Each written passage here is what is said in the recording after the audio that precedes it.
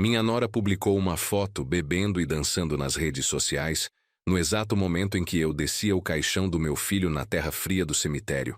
A legenda dizia: "A vida é curta demais para não aproveitar cada segundo."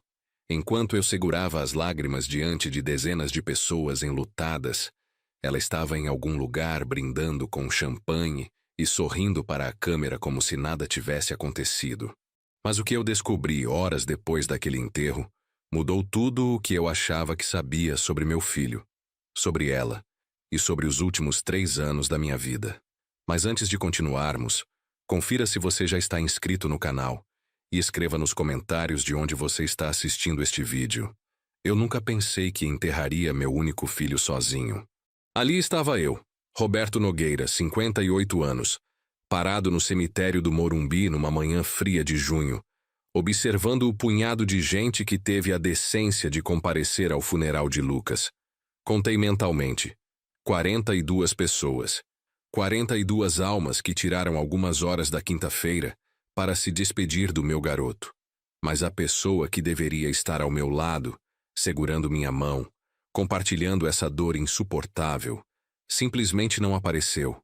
Camila. Minha nora há 5 anos. A mulher que meu filho amava mais que tudo neste mundo. Ausente. O padre falava palavras que eu mal conseguia processar.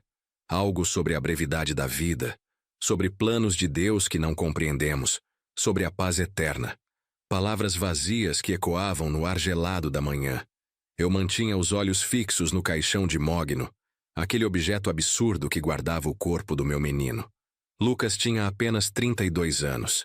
32 anos de vida interrompidos brutalmente por um acidente de carro na Marginal Pinheiros. Uma batida, disseram os policiais. Perda de controle do veículo, morte instantânea. As pessoas começaram a se aproximar para dar os pêsames. Abraços constrangedores, tapinhas nas costas, murmúrios de condolências. Todos diziam as mesmas coisas. Meus sentimentos. Era um rapaz tão bom.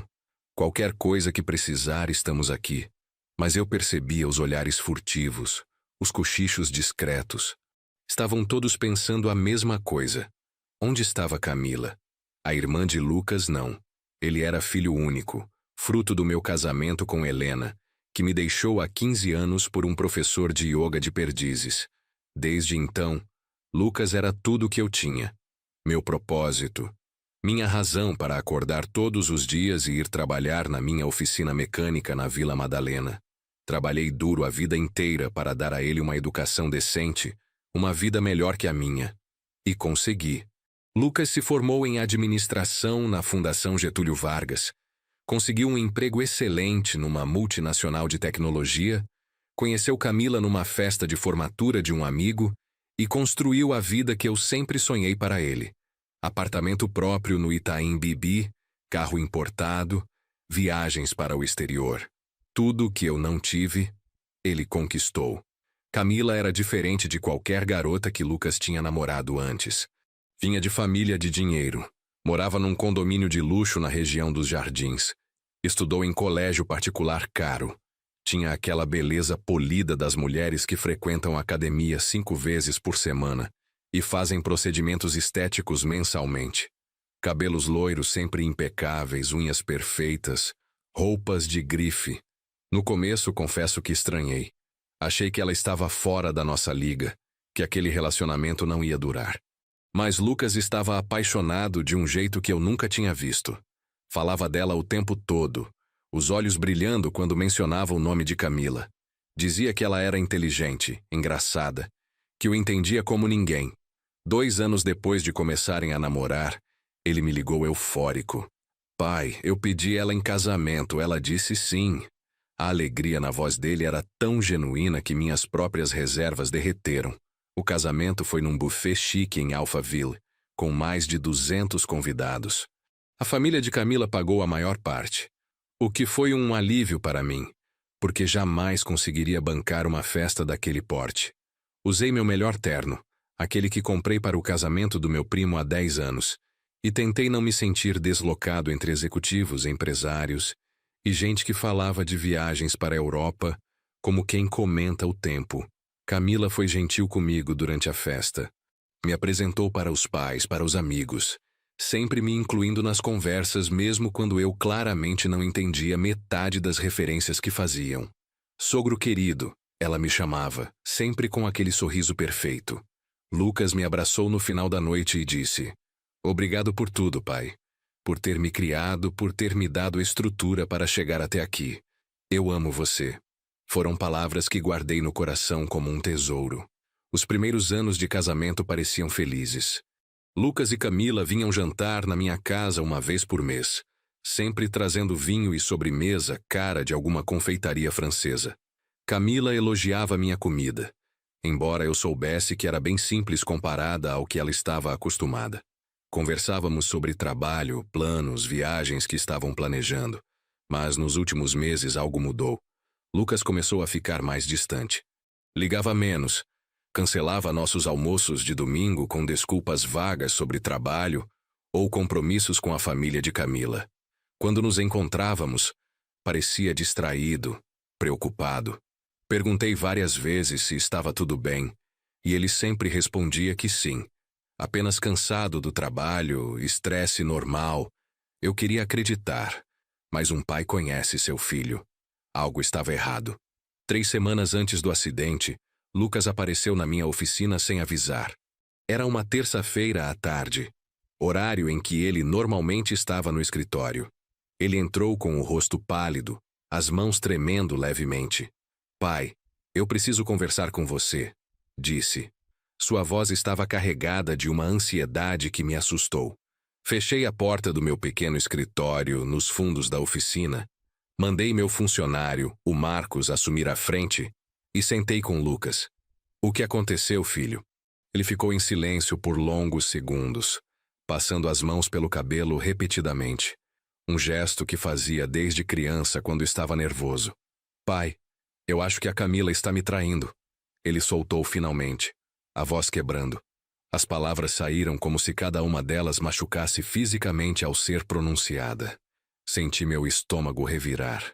"O que te faz pensar isso?" Perguntei tentando manter a calma. Lucas contou que nos últimos meses, Camila estava cada vez mais distante. Chegava tarde em casa sempre com desculpas sobre happy hours com amigas ou compromissos de trabalho. Ela trabalhava como gerente de marketing numa agência de publicidade, então os horários irregulares não eram totalmente incomuns. Mas havia algo mais. Ela escondia o celular, mudava de assunto quando ele perguntava sobre o dia dela. Parecia irritada com a presença dele. "Encontrei mensagens, pai", Lucas disse, a voz quase um sussurro. Apagadas, mas consegui recuperar pelo backup da nuvem. Conversas com um cara, coisas íntimas, encontros secretos. Meu coração apertou.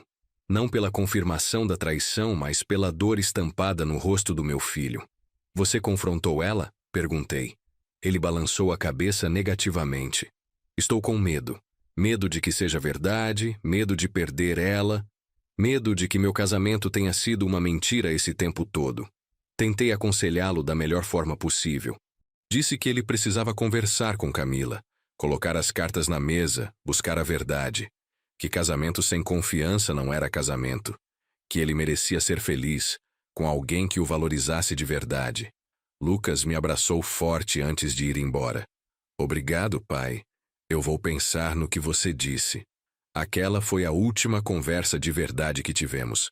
10 dias depois, recebi a ligação que nenhum pai deveria receber. Era madrugada, por volta das 3 horas da manhã. O telefone tocando insistentemente me arrancou do sono. Atendi com o coração já disparado, porque ligação naquele horário nunca é boa notícia. "Senhor Roberto Nogueira?" Uma voz feminina, formal, profissional. "Aqui é do Hospital Albert Einstein. O senhor é pai de Lucas Nogueira?" O mundo parou naquele segundo. "Sou sim, o que aconteceu?" Minha voz saiu trêmula, desesperada. A mulher hesitou, e naquela pausa de meio segundo, eu já sabia. Algo terrível tinha acontecido. "Senhor, seu filho sofreu um acidente de carro grave na Marginal Pinheiros. Ele foi trazido para cá, mas infelizmente não resistimos reanimá-lo. Sinto muito, senhor. Lucas faleceu." As palavras seguintes foram um borrão. Algo sobre procedimentos identificação do corpo, contato com familiares. Eu estava em piloto automático quando peguei as chaves do carro e dirigi até o hospital. As ruas de São Paulo estavam desertas naquele horário, e eu atravessava a cidade num estado de choque total, incapaz de processar o que tinha acabado de ouvir. Meu filho estava morto. Lucas estava morto. No hospital, me levaram para uma sala fria e asséptica. Uma médica jovem, com olhos cansados, me explicou o que tinha acontecido. Lucas estava dirigindo sozinho pela marginal quando perdeu o controle do carro em alta velocidade. Bateu contra a mureta de proteção. O impacto foi fatal. Morte instantânea, ela garantiu, tentando oferecer algum consolo. Ele não sofreu. A esposa dele foi avisada? Perguntei, a voz saindo mecânica. A médica consultou uma prancheta. Tentamos contato, mas o telefone está desligado. Conseguimos localizar o senhor através dos documentos dele. Camila. Onde estava Camila naquele momento? Tive que identificar o corpo. Foi a coisa mais difícil que já fiz na vida. Ali estava meu filho, meu Lucas, imóvel sob um lençol branco. Seu rosto estava intacto, apenas alguns cortes superficiais. Parecia que estava dormindo. Passei a mão pelos cabelos dele, aquele gesto automático de pai que eu fazia desde que ele era bebê, e deixei as lágrimas finalmente caírem. Saí dali com papéis para assinar, decisões para tomar, um funeral para organizar. Estava sozinho nisso tudo. Tentei ligar para Camila dezenas de vezes ao longo da manhã. Todas as chamadas caíam direto na caixa postal. Finalmente, por volta das 10 horas da manhã, ela atendeu. Alô? A voz dela soou sonolenta, irritada. Camila, é o Roberto. Minha voz saiu dura, controlada. Lucas sofreu um acidente. Ele não resistiu. Lucas morreu. Silêncio do outro lado da linha. Um silêncio que durou tempo demais. O quê? Ela disse finalmente, a voz agora mais alerta. Como assim? O que aconteceu? Expliquei os detalhes que sabia. A batida, o hospital, a morte. Ela fez perguntas, pareceu chocada. Disse que estava em Campinas visitando uma amiga e que voltaria imediatamente. Por que seu telefone estava desligado a noite toda? Não consegui deixar de perguntar. Estava sem bateria. Ela respondeu rapidamente. Esqueci o carregador. Roberto, eu estou em choque. Vou pegar minhas coisas e voltar agora. A gente se fala depois. E desligou. Passei os 3 dias seguintes organizando o funeral sozinho. Escolhi o caixão, as flores, a música, o cemitério. Avisei os parentes distantes, os amigos de Lucas, os colegas de trabalho. Cada ligação era uma tortura. Ter que repetir as palavras Lucas morreu dezenas de vezes. Ouvir a incredulidade e o choque do outro lado. Camila apareceu no velório finalmente. Chegou 2 horas depois do início. Vestida de preto, óculos escuros enormes cobrindo metade do rosto. Ela se aproximou do caixão, ficou ali parada por alguns minutos, e então se sentou num canto, olhando para o celular a maior parte do tempo. Algumas pessoas foram até ela oferecer condolências, e ela aceitava com acenos de cabeça e palavras monossilábicas. Tentei conversar com ela em 2 momentos. Na primeira vez, ela disse que estava muito abalada para falar. Na segunda, alegou uma enxaqueca terrível e pediu para ficarmos em silêncio. Não houve abraço, não houve consolo mútuo, não houve o compartilhar de dor entre 2 pessoas que amavam Lucas. O velório durou 6 horas. Camila saiu 1 hora antes do fim, dizendo que não estava se sentindo bem e que precisava descansar para o enterro do dia seguinte. Eu fiquei até o final, recebendo cada pessoa que veio se despedir, agradecendo pela presença, segurando a compostura mesmo quando tudo dentro de mim queria desabar. Voltei para casa na madrugada, exausto física e emocionalmente. Não consegui dormir. Fiquei sentado na sala, olhando fotos antigas de Lucas. Ele bebê no meu colo. Ele criança, sorrindo banguela depois de perder o primeiro dente. Adolescente, desajeitado e feliz. Adulto, formado, bem-sucedido. Todas as fases de uma vida que terminou cedo demais. Na manhã do enterro, Uma quinta-feira nublada e fria, cheguei ao cemitério 1 hora antes. Queria ter um momento sozinho com meu filho antes da cerimônia. Fiquei ali, ao lado do caixão fechado, conversando com ele em voz baixa. Pedi desculpas por não ter sabido ajudar quando ele mais precisou, por não ter insistido mais naquela última conversa, por todas as vezes que coloquei o trabalho na frente da nossa relação. As pessoas começaram a chegar. Colegas de trabalho, amigos da faculdade, alguns primos distantes, vizinhos. Cada rosto conhecido era um pequeno consolo. Pelo menos essas pessoas se importavam o suficiente para estar ali. Mas conforme a hora da cerimônia se aproximava, um rosto específico continuava ausente. Camila. O padre chegou, perguntou se deveríamos esperar mais alguns minutos. Olhei ao redor, esperando ver Camila surgindo apressada, atrasada, mas presente. Nada. Liguei para ela 3 vezes. Todas caíram na caixa postal. Mandei mensagens. Nenhuma resposta. Vamos começar, disse ao padre, a voz pesada de resignação e uma raiva crescente que eu estava lutando para controlar. A cerimônia foi simples e digna. O padre falou sobre Lucas, sobre sua bondade, seu trabalho, sua dedicação. Eu fiz um discurso curto, porque não confiava na minha voz para durar muito tempo. Falei sobre como era ser pai dele, sobre o orgulho que sentia, sobre como ele transformou minha vida em algo com propósito, sobre como a dor da sua ausência era física, palpável, um buraco no peito que nunca seria preenchido. As pessoas choraram. Houve abraços. Houve solidariedade silenciosa. E então chegou o momento de descer o caixão.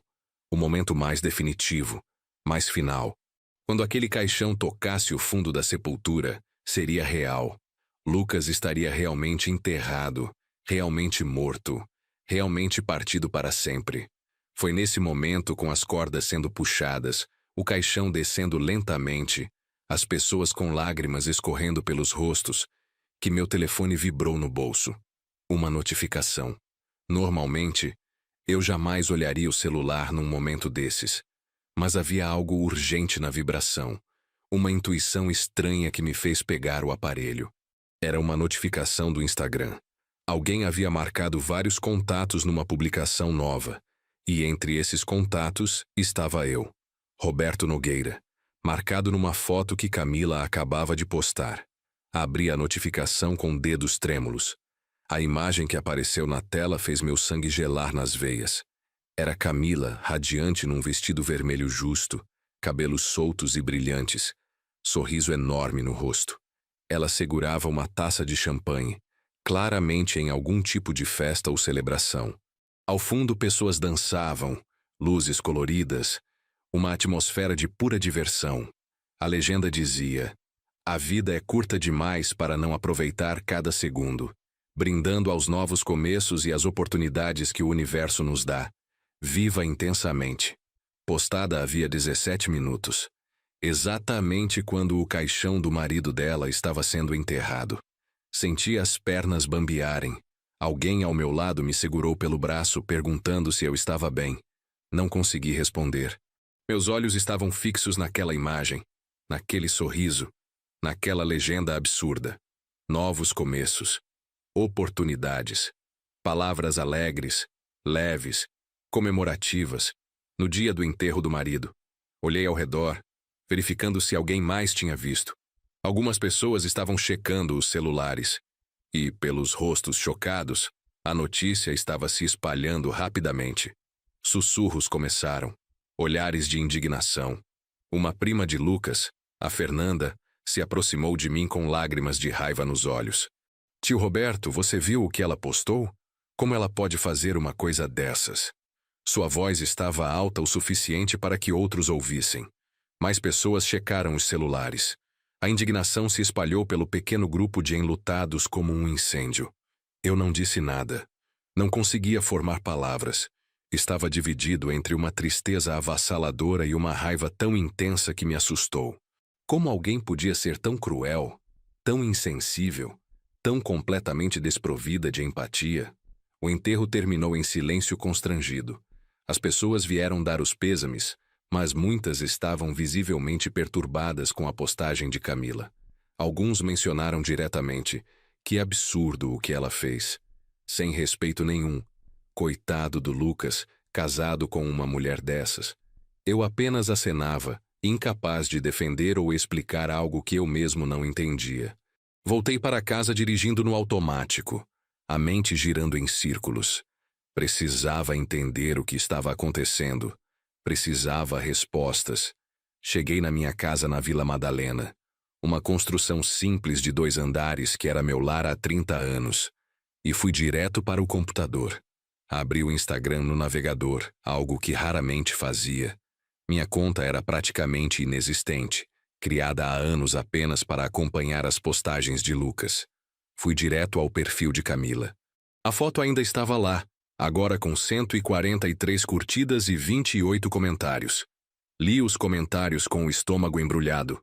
A maioria era de pessoas que claramente não sabiam sobre a morte de Lucas. Linda. Arrasou. Aproveita mesmo. Você merece toda a felicidade do mundo. Mas havia alguns comentários diferentes, de pessoas que sabiam da situação. Sério isso, Camila? Que falta de respeito. No dia do enterro do seu marido. Esses comentários críticos eram respondidos por Camila ou deletados rapidamente. Ela estava online, ativamente gerenciando a publicação, ativamente escolhendo manter aquela imagem no ar mesmo sabendo das críticas, mesmo sabendo que seu marido estava sendo enterrado naquele exato momento. Ampliei a foto, estudando cada detalhe. O vestido era novo, caro, as joias também. O ambiente ao fundo parecia ser algum tipo de cobertura ou salão de festas de prédio de luxo. Havia outras pessoas na foto, rostos desconhecidos para mim, todos sorrindo e celebrando algo. Então notei um detalhe que tinha passado despercebido na primeira olhada. No reflexo da janela atrás de Camila, era possível ver, bem desfocado mas identificável, a forma de um homem. Ele estava de braços cruzados observando a cena. E havia algo familiar naquela silhueta. Dei zoom máximo na imagem. A qualidade ficou péssima, pixelada, mas ainda assim eu podia distinguir características básicas. Alto, ombros largos, cabelo escuro penteado para trás. E uma tatuagem no antebraço direito. Uma tatuagem que eu reconhecia. Meu coração disparou. Aquele era Marcelo Santos, o personal trainer de Camila. Lucas tinha mencionado esse cara algumas vezes ao longo dos meses. Camila começou a treinar com ele há cerca de 1 ano, num desses estúdios particulares caros da região dos Jardins. Ela falava muito sobre o Marcelo, sobre como ele era exigente, sobre como estava vendo resultados excelentes. Lucas, na nossa última conversa séria, tinha mencionado que suspeitava que o caso dela poderia ser com o personal trainer. Ela tá sempre falando dele, pai. O Marcelo isso, o Marcelo aquilo. E ela mudou o jeito de se vestir, ficou ainda mais vaidosa. Acho que tem algo rolando entre eles. Na época, tentei acalmar Lucas. Disse que ele podia estar vendo coisas onde não havia nada. Que personal trainer sempre tem uma relação próxima com clientes, que fazia parte do trabalho motivar e criar conexão. Mas Lucas estava certo. Sua intuição estava certa. Procurei o perfil de Marcelo Santos no Instagram. Não foi difícil achar. Ele era um daqueles influenciadores fitness. Postava fotos sem camisa mostrando os músculos, vídeos de treinos, stories motivacionais. Tinha 42 mil seguidores. A bio dele dizia: Personal Trainer. Transformo corpos e vidas. Atendimento VIP. Resultados garantidos. Deslizei pelo feed dele. Fotos com vários clientes, homens e mulheres. E então encontrei uma foto de 3 meses atrás. Marcelo e Camila num treino. Ela estava em roupas de ginástica, sorrindo para a câmera, e ele estava bem próximo, a mão no ombro dela. A legenda: cliente dedicada, resultados incríveis, orgulho do progresso da Camila.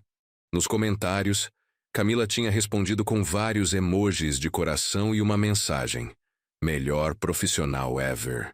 Mudou minha vida em todos os sentidos. Em todos os sentidos. A frase ecoava na minha cabeça. Lucas estava certo. Havia algo entre eles. E agora, no dia do enterro dele, Camila estava numa festa com esse homem. Não apenas numa festa, mas postando sobre novos começos, sobre aproveitar a vida, sobre oportunidades. Liguei para Camila. Dessa vez, ela atendeu no terceiro toque. Oi, Roberto. A voz dela soou casual, despreocupada, como se estivéssemos tendo uma conversa normal num dia normal. Camila, onde você está? Perguntei tentando manter a voz calma. Por que você não veio ao enterro do seu marido? Um suspiro longo do outro lado. Roberto, eu sei que você tá bravo, mas eu simplesmente não consegui. Foi tudo muito rápido, muito traumático. Eu entrei em desespero hoje de manhã, e minha terapeuta disse que eu não deveria me forçar a situações que poderiam me causar mais trauma. Então decidi não ir. Você está numa festa, afirmei, a raiva vazando na minha voz. Vi sua postagem. Você está bebendo champanhe e celebrando alguma coisa enquanto seu marido está sendo enterrado. Outro suspiro, esse mais irritado. Não é uma festa, Roberto. É uma reunião de apoio com amigos. Eles estão me ajudando a processar tudo isso. E sobre a postagem, foi só uma mensagem de força para mim mesma. Um lembrete de que a vida continua. Não tem nada de errado nisso. Camila, seu marido morreu há 3 dias. 3 dias. E você não consegue nem fingir que está de luto? Minha voz estava subindo, o controle escorregando. As pessoas estão comentando. Todo mundo viu o que você postou. Todo mundo está indignado. Olha, Roberto, eu entendo que você está sofrendo e está procurando alguém para culpar. Ela disse, a voz agora fria, defensiva. Mas eu também estou sofrendo do meu jeito. Só porque eu não estou chorando em público ou me vestindo de viúva vitoriana, não significa que eu não estou sentindo. Cada um processa luto de forma diferente, e eu preciso que você respeite o meu processo. Seu processo envolve estar com o Marcelo? Soltei a pergunta. Silêncio tenso do outro lado. Silêncio que durou tempo demais para ser inocente. O que você está insinuando? Ela perguntou finalmente, a voz perigosamente baixa. Lucas sabia, disse simplesmente. Ele sabia sobre você e o personal trainer. Me contou semanas atrás. Ele tinha provas, Camila. Mensagens, fotos. Ele sabia que você estava traindo ele. Outro silêncio. Quando Camila falou novamente, toda a pretensão de cordialidade tinha desaparecido. Tá bom, Roberto. Quer saber a verdade? Sim, eu estava infeliz no casamento. Sim, eu me aproximei do Marcelo. Mas não foi traição. Lucas e eu estávamos praticamente separados há meses. A gente só mantinha as aparências. Vocês moravam juntos, eram casados. Como isso não é traição? Estava de pé agora, andando em círculos pela sala, a adrenalina bombeando nas veias. Porque o casamento já tinha acabado, Roberto. Lucas era... Ele era complicado, ansioso, inseguro, controlador. Checava meu celular, questionava onde eu ia, com quem eu falava. Vivia nessa paranoia de que eu ia deixar ele. E sabe de uma coisa? Ele estava certo. Eu ia mesmo. Estava juntando coragem para pedir o divórcio quando o acidente aconteceu. As palavras eram como socos. Então a morte dele foi conveniente para você, foi? Deixei a acusação pender no ar. Cuidado com o que você está dizendo, Roberto. Camila disse, a voz agora com um tom de ameaça. Você está insinuando o quê? Que eu tive algo a ver com o acidente? Isso é loucura. Lucas bateu o carro porque ele estava dirigindo em alta velocidade na marginal de madrugada. Provavelmente alcoolizado ou alterado de alguma forma. Eu não tive nada a ver com isso. Onde você estava naquela noite? Perguntei. De verdade. Onde você estava quando meu filho bateu o carro e morreu sozinho? Isso não é da sua conta. Ela respondeu rispidamente. Mas já que você está me acusando, eu estava em Campinas mesmo, com a Juliana, minha amiga da faculdade. A gente foi jantar e eu dormi lá. Tenho provas disso, se você quiser ver. Então, por que seu celular estava desligado a noite inteira? Por que você não atendeu quando o hospital tentou te ligar? Estava pressionando agora, buscando inconsistências. Eu já te disse. Esqueci o carregador e a bateria acabou. Quando acordei de manhã e liguei o celular, vi as ligações perdidas e te liguei imediatamente. Você está tentando criar uma história que não existe, Roberto. A história existe, Camila. Você estava traindo meu filho. Você estava planejando abandoná-lo. E no dia do enterro dele, você está numa festa com seu amante. Essa é a história real. Pensa o que você quiser, ela disse, a voz cansada agora. Eu não tenho que te dar satisfação de nada. Meu relacionamento com Lucas era entre eu e ele. E quanto ao Marcelo, sim, a gente tá junto agora. Lucas se foi. E eu mereço seguir com a minha vida. Eu sou nova, Roberto. Tenho 28 anos. Não vou passar o resto da vida fingindo ser uma viúva enlutada só para satisfazer as expectativas dos outros. Você tem 28 anos e seu marido de 32 acabou de morrer há 3 dias. Minha voz estava trêmula de raiva contida. 3 dias, Camila. A maioria das pessoas ainda está processando o choque. Mas você já está celebrando novos começos com outro homem. Olha, essa conversa não está levando a lugar nenhum, ela disse com firmeza. Eu vou desligar agora. Sobre as coisas do Lucas que estão no apartamento, eu vou separar tudo e você pode buscar quando quiser. Mas eu preciso que você entenda. Minha vida com Lucas acabou. Eu respeito que você está de luto. Mas eu não vou deixar você me julgar ou me dizer como eu devo me sentir. Boa noite, Roberto. E desligou. Fiquei ali parado, segurando o celular, a conversa reverberando na minha cabeça. Não era apenas a frieza dela que me chocava. Era a completa ausência de remorso, a falta total de empatia. Ela tinha transformado Lucas num vilão da história, num marido controlador e paranoico, quando tudo que ele fez foi perceber que estava sendo traído. Sentei no sofá, exausto. O dia tinha sido longo demais, pesado demais. Enterrei meu filho pela manhã e à noite descobri que a mulher que ele amava não apenas o traía, mas estava celebrando a morte dele como libertação. Era demais para processar. Peguei meu notebook e voltei ao Instagram de Camila. A foto ainda estava lá, mas agora os comentários tinham aumentado significativamente. Muitas pessoas que estiveram no enterro tinham visto e estavam expressando indignação. A prima Fernanda tinha comentado: vergonhosa, sem respeito pelos mortos e pelos vivos que estão de luto. Outros seguiram: que falta de caráter. O Lucas merecia coisa melhor. 3 dias de viúva e já tá festejando. Mas Camila não deletou a foto. Pelo contrário, ela respondeu alguns comentários. Quem não vive minha vida não pode me julgar. Luto não tem manual de instruções. Deus sabe de todas as coisas. Ela estava desafiante. Não tinha vergonha. E isso me dizia algo importante. Ou ela era uma sociopata sem capacidade de sentir empatia, ou havia algo mais acontecendo. Algo que eu ainda não estava vendo. Decidi investigar mais fundo. Entrei no perfil do Marcelo Santos novamente e comecei a olhar com mais atenção. Além das fotos de treinos e clientes, havia muitas postagens sobre lifestyle. Restaurantes caros, carros de luxo, viagens para resorts. Para um personal trainer, mesmo bem-sucedido, parecia um estilo de vida muito acima do esperado. Fui para o Google e pesquisei o nome dele. Encontrei o site do estúdio onde ele trabalhava. Personal training de alto padrão, pacotes VIP a partir de R$ 3.000 por mês. Caro, mas não o suficiente para justificar todo aquele luxo que ele ostentava. Continuei pesquisando e encontrei algo interessante. Uma matéria de jornal de 2 anos atrás sobre um escândalo envolvendo um personal trainer que seduzia clientes ricas e as convencia a investir em negócios fraudulentos. O nome do personal trainer era diferente, mas a foto tinha algo familiar. A estrutura do rosto, a forma como ele sorria.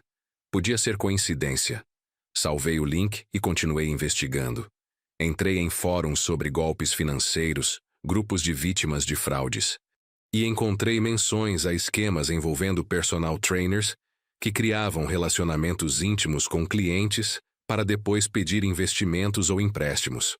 Um padrão começou a se formar na minha cabeça. E se Marcelo não era apenas um amante oportunista? E se ele era algo pior? Lembrei que Lucas, na nossa última conversa, mencionou problemas financeiros. Camila tá gastando cada vez mais, pai. Cartões no limite, contas atrasadas. Eu não sei onde ela tá colocando tanto dinheiro. Na época, pensei que era apenas gastos com roupas, procedimentos estéticos, coisas típicas. Mas e se fosse outra coisa?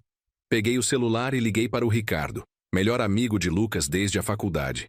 Ele atendeu no segundo toque, a voz pesada de tristeza. Roberto, como você tá?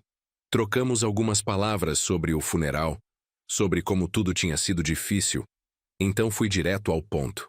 Ricardo, o Lucas comentou alguma coisa com você sobre problemas de dinheiro? Nos últimos meses? Ele hesitou. Comentou sim. Ele me disse que tinha algumas dívidas acumulando, que a Camila tinha feito alguns investimentos que não deram certo e eles tinham perdido uma grana considerável. Que tipo de investimentos? Meu coração estava acelerado agora. Não sei os detalhes. Algo relacionado a uma academia ou estúdio, eu acho. A Camila conheceu um cara que estava abrindo um negócio e convenceu o Lucas a investir. Mas deu errado e eles perderam tipo uns 80 mil reais. 80 mil reais. Uma quantia enorme. O Lucas te falou o nome desse cara? Ricardo pensou por um momento. Não lembro do nome completo, mas sei que era o personal trainer dela. O Lucas estava puto porque, além de perder a grana, ele suspeitava que a Camila estava tendo um caso com o cara. Bingo, Marcelo Santos. As peças começavam a se encaixar. Camila não era apenas uma esposa infiel. Ela era, muito provavelmente, vítima de um golpista. E, possivelmente, sem saber, tinha ajudado esse golpista a roubar dinheiro do meu filho. Agradeci ao Ricardo e desliguei. Minha mente estava trabalhando em alta velocidade agora. Precisava de mais informações. Precisava entender o quadro completo antes de tomar qualquer atitude. Passei as próximas 2 horas pesquisando tudo que podia sobre Marcelo Santos. Encontrei que ele tinha aberto e fechado 3 negócios nos últimos 5 anos. Uma academia que faliu em 8 meses. Um estúdio de crossfit que durou menos de 1 ano. Uma loja de suplementos que também fechou rapidamente. Sempre o mesmo padrão. Abria com pompa, conseguia investidores e depois fechava alegando problemas de gestão ou mercado desfavorável. E em cada um desses empreendimentos havia mulheres envolvidas como investidoras. Mulheres casadas, na maioria. Consegui rastrear 2 delas através de reportagens antigas em blogs locais sobre empreendedorismo. Ambas tinham processado Marcelo por fraude, mas os processos foram arquivados por falta de provas concretas de má-fé. Marcelo era um predador sofisticado. Seduzia mulheres casadas e ricas, criava uma relação de dependência emocional e então apresentava oportunidades de negócio, que na verdade eram esquemas para desviar dinheiro. Quando o negócio inevitavelmente falia, ele já tinha embolsado a maior parte do investimento através de salários inflacionados, consultorias e outras despesas fabricadas. Camila tinha caído direitinho no golpe, e Lucas tinha pagado o preço. A morte de Lucas tinha sido um acidente? Essa pergunta começou a crescer na minha mente. Lucas estava estressado, com problemas financeiros, descobrindo a traição da esposa. Mas ele era um motorista cuidadoso. Nunca tinha se envolvido em acidentes. Raramente bebia quando precisava dirigir. O que ele estava fazendo na Marginal Pinheiros às 3 da madrugada, dirigindo em alta velocidade? Voltei aos detalhes do acidente. A polícia tinha feito um boletim de ocorrência básico: perda de controle do veículo, colisão com a mureta de proteção, vítima fatal. Não havia menção de outros veículos envolvidos. Não havia testemunhas. As câmeras de segurança da Marginal naquele trecho estavam em manutenção. Então não havia imagens. Conveniente demais? Ou eu estava vendo conspirações onde havia apenas uma tragédia? Decidi que precisava ir ao apartamento de Lucas. Camila tinha dito que eu podia buscar as coisas dele, e eu tinha uma chave reserva que Lucas me dera anos atrás, para emergências. Nunca imaginei que a usaria nessas circunstâncias. No dia seguinte, uma sexta-feira, fui até o Itaim Bibi. O apartamento ficava num prédio moderno de 20 andares, todo vidro e aço, com portaria 24 horas e segurança ostensiva. O porteiro me reconheceu. Senhor Roberto, meus sentimentos pela perda do seu filho.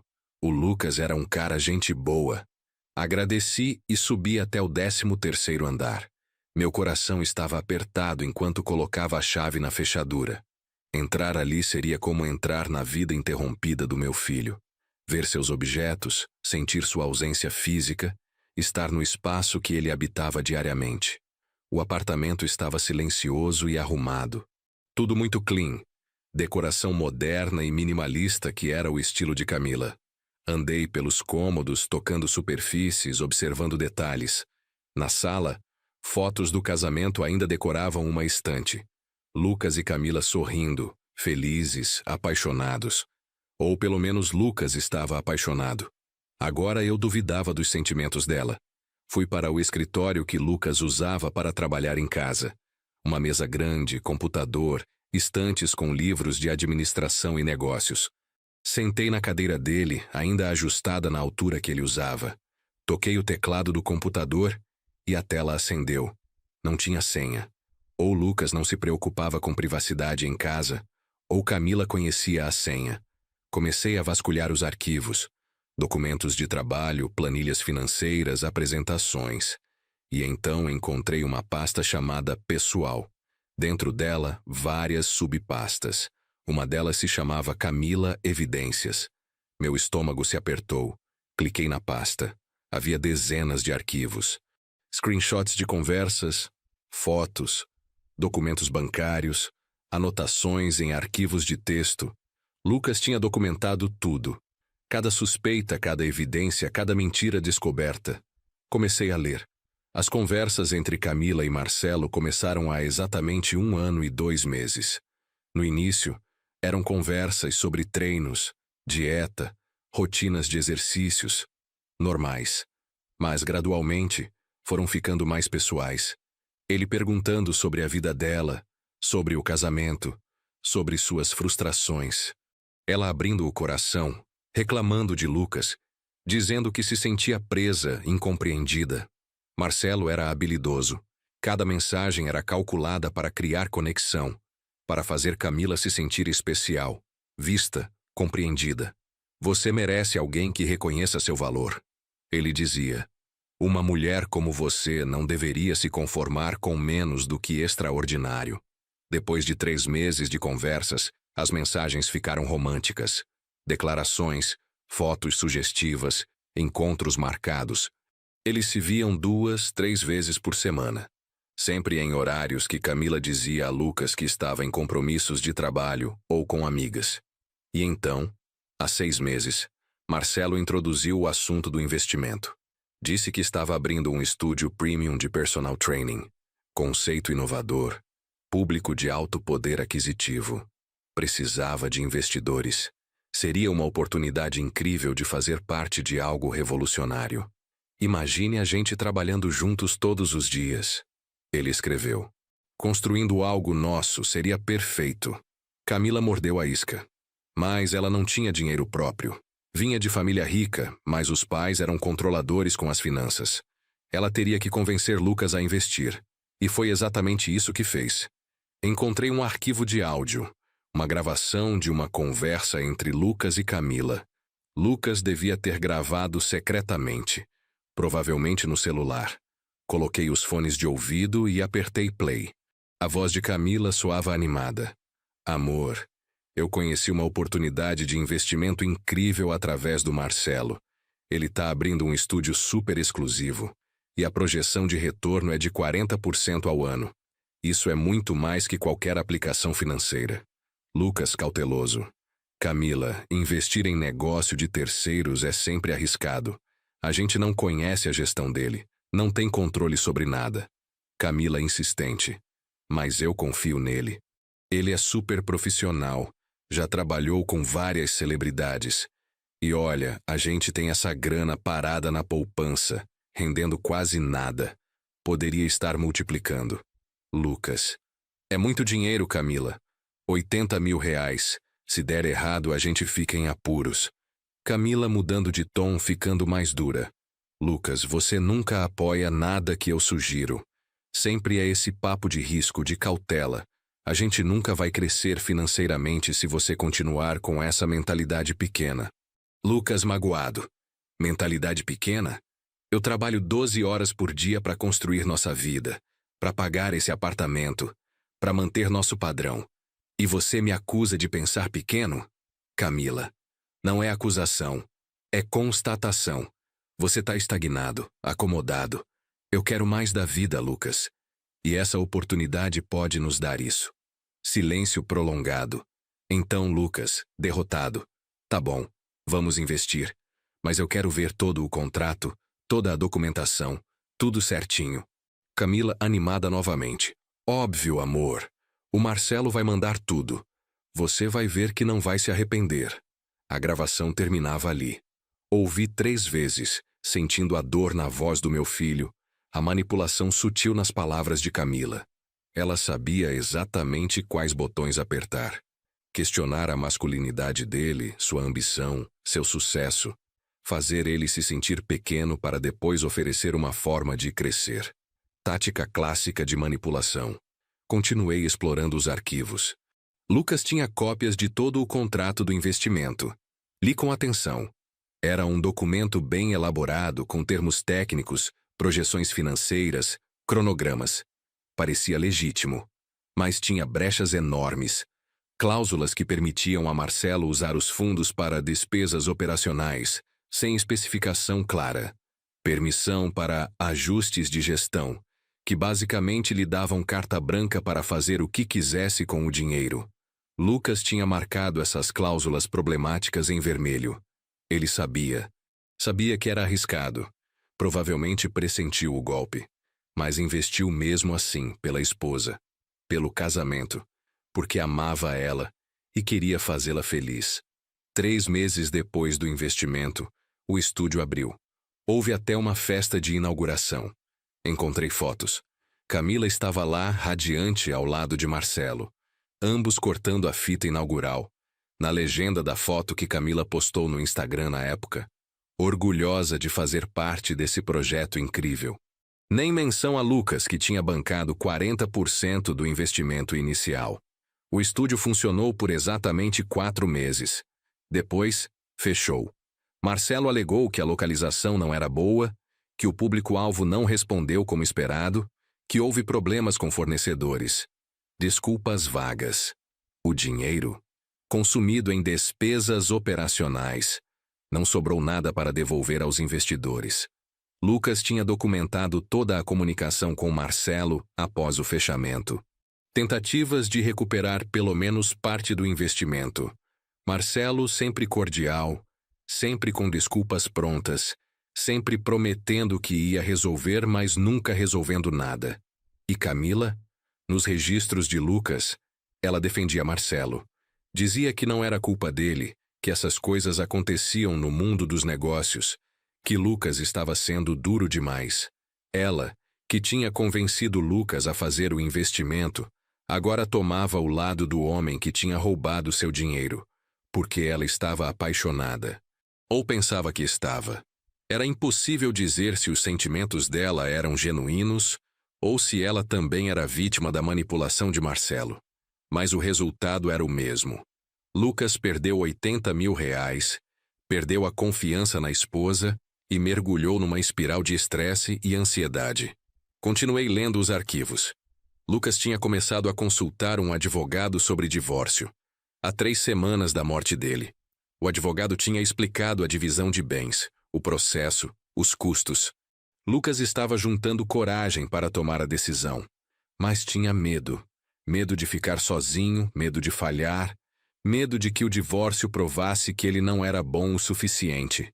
Uma anotação dele, datada de 5 dias antes do acidente, me partiu o coração. Não sei mais quem eu sou sem ela. Construí minha vida inteira em torno de fazer a Camila feliz. E agora descobrir que nada disso importou, que ela estava com outro o tempo todo, que nosso casamento era uma mentira. Como eu reconstruo depois disso? Como eu confio em alguém de novo? Será que o problema sempre foi comigo? Meu filho estava destruído. E nos últimos dias de vida, Estava completamente sozinho com essa dor. Por que ele não me procurou? Por que não pediu ajuda? Orgulho, provavelmente. Vergonha de admitir que o casamento perfeito tinha desmoronado. Medo de me decepcionar. Fechei os arquivos, as lágrimas finalmente vindo. Chorei ali, no escritório do meu filho, pela dor que ele sentiu, pela solidão que carregou, pelas perguntas que nunca teria respostas. Quando consegui me recompor, continuei investigando. Havia mais uma pasta que chamou minha atenção. Últimas semanas. Dentro dela, documentos mais recentes, e-mails, conversas e algo que fez meu sangue gelar. Um registro de chamadas telefônicas. Lucas tinha usado algum aplicativo para gravar conversas. E havia uma, da noite do acidente, às 22h43. Entre Lucas e Camila. Coloquei os fones novamente. Apertei play com mãos trêmulas. Lucas. Camila, onde você tá? Me falaram que te viram saindo de um hotel com o Marcelo hoje à tarde. Camila irritada. E daí, você tá me seguindo agora? Contratou o detetive? Lucas. Não precisei contratar ninguém. As pessoas me contam, porque sentem pena de mim. Pena do idiota que todo mundo sabe que tá sendo traído menos ele. Camila. Olha o jeito que você tá falando comigo, Lucas. Você perdeu completamente o controle. Lucas, a voz subindo. Eu perdi o controle? Você tá me traindo há meses. Gastou nosso dinheiro no negócio do seu amante. E eu que perdi o controle? Camila. Eu não te devo satisfação, Lucas. Nosso casamento acabou faz tempo. Você só não quer aceitar. Lucas. Então termina comigo. Pede o divórcio. Mas para de mentir. Para de me fazer de idiota. Camila friamente. Talvez eu faça isso. Talvez seja melhor para todo mundo. Especialmente para mim, que tô cansada de aturar sua insegurança, seu ciúme doentio, sua necessidade de me controlar. Lucas, voz quebrando. Eu só queria que você me amasse, Camila. Era só isso. Te dei tudo. Fiz tudo por você e você. Você nunca me amou de verdade, amou. Silêncio. Então, Camila. Não. Acho que não. Acho que eu me casei por comodidade, por segurança financeira, porque você era o cara certo no papel. Mas amor? Amor de verdade? Isso eu sinto pelo Marcelo. Lucas sussurrando. Então acabou. Acabou mesmo. Camila. Acabou. E é melhor assim. Você vai ver. Daqui uns anos você vai até me agradecer por te libertar. Lucas.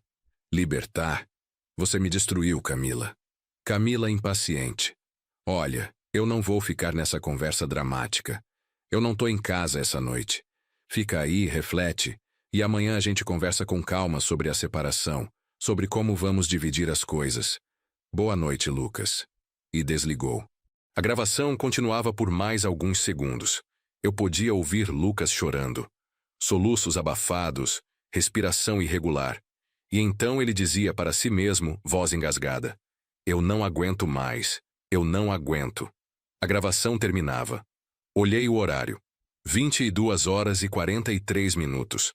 Lucas morreu às 3h08 da madrugada.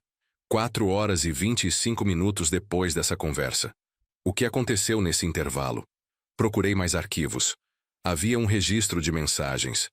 Às 23h56, Lucas mandou uma mensagem para um número não identificado.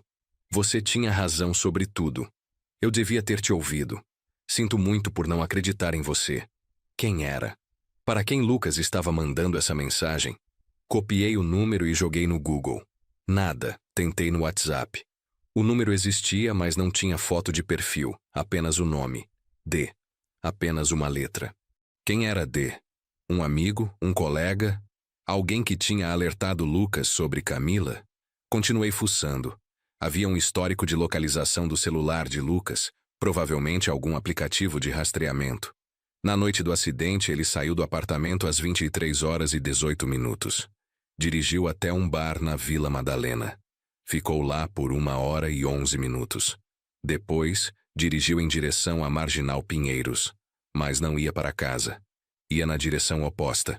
Para onde? Seguiu o rastro GPS. A última localização registrada, segundos antes do acidente, Mostrava que ele estava próximo à região da ponte Eusébio Matoso. Depois disso, nada. O celular parou de transmitir. Pensei sobre isso. Lucas tinha ido a um bar, provavelmente bebeu, estava emocionalmente destruído. E então decidiu dirigir pela marginal. Mas por quê? Para onde estava indo? Ou será que não estava indo a lugar nenhum? Será que estava apenas dirigindo sem rumo, tentando processar a dor, escapar dos pensamentos? Ou havia outra possibilidade? Uma possibilidade sombria que começou a tomar forma na minha mente. E se não tinha sido acidente? E se Lucas, na profundidade do seu desespero, tinha decidido terminar tudo? Suicídio. A palavra pesava como chumbo. Não. Não podia ser. Lucas não faria isso. Ele sabia o quanto eu o amava, o quanto sua vida importava. Ele não me deixaria assim. Mas a dúvida estava plantada. E quanto mais eu pensava, mais fazia sentido. A conversa devastadora com Camila. A mensagem misteriosa para D. O bar. A bebida. A alta velocidade na marginal. A falta de marcas de frenagem segundo o boletim de ocorrência que eu tinha lido. Como se ele nem tivesse tentado evitar a colisão. Senti náusea subindo. Corri para o banheiro e vomitei. A possibilidade de que meu filho tinha tirado a própria vida e eu não estava lá para impedir era insuportável. Depois de me recompor, voltei ao escritório. Precisava de respostas. Precisava entender o que realmente aconteceu naquela noite. Peguei o celular e liguei para a delegacia que tinha atendido o acidente. Depois de ser transferido 3 vezes, consegui falar com o delegado responsável. Expliquei quem eu era e fiz perguntas sobre o acidente. Ele foi educado, mas direto. Senhor Nogueira, foi um acidente. Excesso de velocidade, perda de controle. Infelizmente é algo que vemos com frequência na marginal, especialmente de madrugada. Mas vocês investigaram a possibilidade de ter sido intencional? Perguntei. Silêncio do outro lado. Intencional como, senhor? Suicídio. Meu filho estava passando por problemas sérios. É possível que ele tenha provocado o acidente de propósito? O delegado suspirou. Senhor, vou ser sincero com o senhor. Nós não temos indicações claras de que foi suicídio. Não havia bilhete, não havia histórico de tentativas anteriores. Mas também não podemos descartar completamente. O exame toxicológico mostrou que ele tinha álcool no sangue, acima do limite permitido para dirigir. Isso afeta o julgamento, os reflexos. Pode ter sido simplesmente um erro de cálculo numa curva. Vocês conversaram com a esposa dele? Perguntei. Brevemente. Ela disse que eles estavam bem, que não havia nada de errado. Não vimos razão para investigar mais a fundo. Senhor, sei que é difícil aceitar, mas às vezes acidentes são apenas acidentes. Não há sempre uma explicação maior. Agradeci e desliguei. Camila tinha mentido para a polícia. Disse que estava tudo bem quando na verdade tinha acabado de terminar o casamento algumas horas antes. Por que mentiria? Para evitar complicações? Ou para esconder algo? Decidi que precisava confrontá-la pessoalmente, não por telefone, onde ela podia simplesmente desligar. Cara a cara, onde ela teria que me olhar nos olhos. Liguei para ela. Atendeu no 5º toque. Roberto, eu já te disse que você pode vir buscar as coisas do Lucas quando quiser. Não precisa ficar me ligando. Eu já estou no apartamento. Disse. Silêncio. Como assim você tá no apartamento? Eu não autorizei você a entrar. Sua voz tinha mudado, ficado tensa. Eu tenho chave, Lucas me deu. E como pai dele, tenho direito de recolher seus pertences. Mas não é por isso que estou ligando. Preciso que você venha aqui. Agora. Temos que conversar. Eu não vou aí agora, Roberto. Estou ocupada. Camila, ou você vem aqui ou eu vou até a polícia com o que encontrei. Sua escolha. Outro silêncio. Mais longo. O que você encontrou? Ela perguntou, a voz cautelosa. Venha aqui e você vai descobrir. Te espero em 1 hora. E desliguei antes que ela pudesse responder. Enquanto esperava, organizei os arquivos que tinha encontrado. Imprimi os mais importantes, Preparei as gravações de áudio, separei documentos. Queria ter tudo na mão quando ela chegasse. Exatamente 53 minutos depois, a campainha tocou. Abri a porta. Camila estava diferente de quando a vi no velório. Cabelo preso num rabo de cavalo simples, sem maquiagem, roupas casuais. Parecia cansada. E havia algo nos olhos dela. Medo, talvez, ou apenas apreensão. Pode entrar, disse abrindo espaço. Ela entrou, olhando ao redor como se estivesse em território inimigo. Senta. Apontei para o sofá. Ela se sentou na beirada, postura defensiva. O que você quer, Roberto? Ela perguntou. Peguei a pasta com as impressões e coloquei na mesa de centro entre nós. Quero entender o que realmente aconteceu na noite em que meu filho morreu. E você vai me contar a verdade. Ela olhou para a pasta, mas não a tocou. Eu já te disse tudo. Eu estava em Campinas, o Lucas bateu o carro, foi um acidente horrível. Abri a pasta e peguei a primeira impressão. Uma screenshot da conversa entre ela e Marcelo sobre o investimento.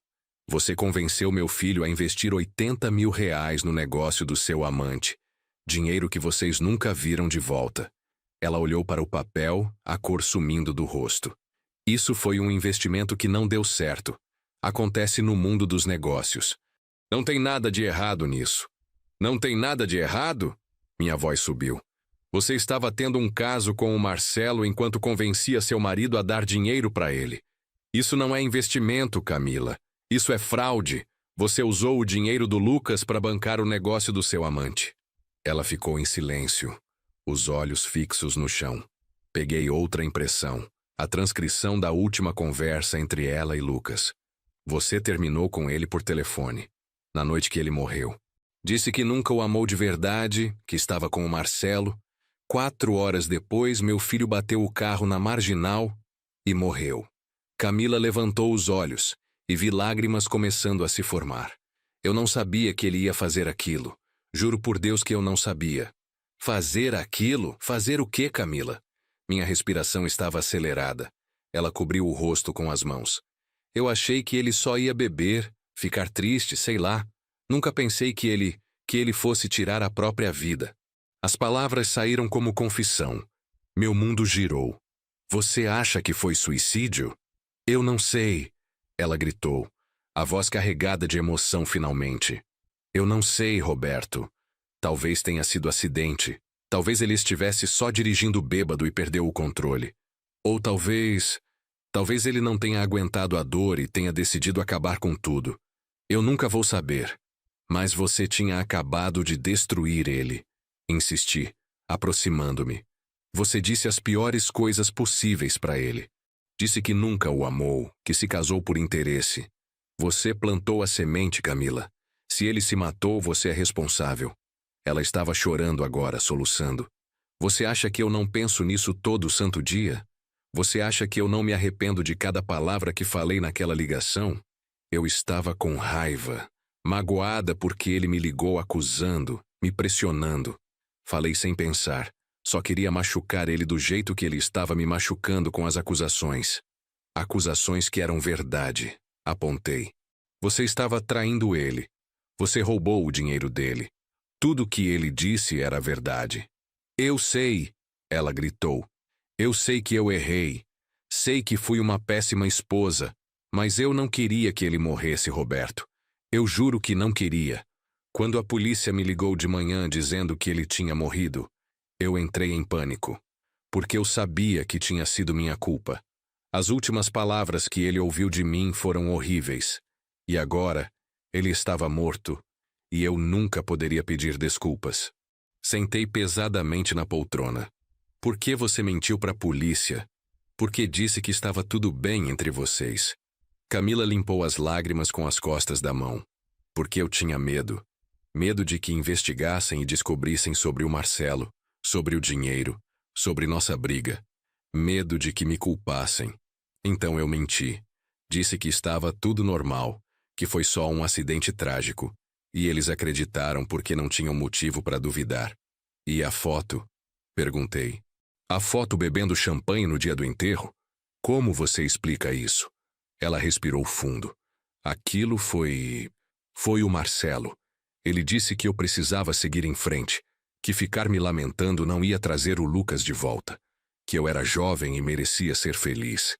Ele organizou aquela reunião com amigos dele. Disse que seria bom para mim me distrair. Eu não queria ir, mas ele insistiu tanto. Então você foi, no dia do enterro do seu marido. Minha voz estava carregada de desprezo. Você foi comemorar novos começos enquanto eu colocava meu filho na terra. Eu estava tentando não sentir. Ela explodiu.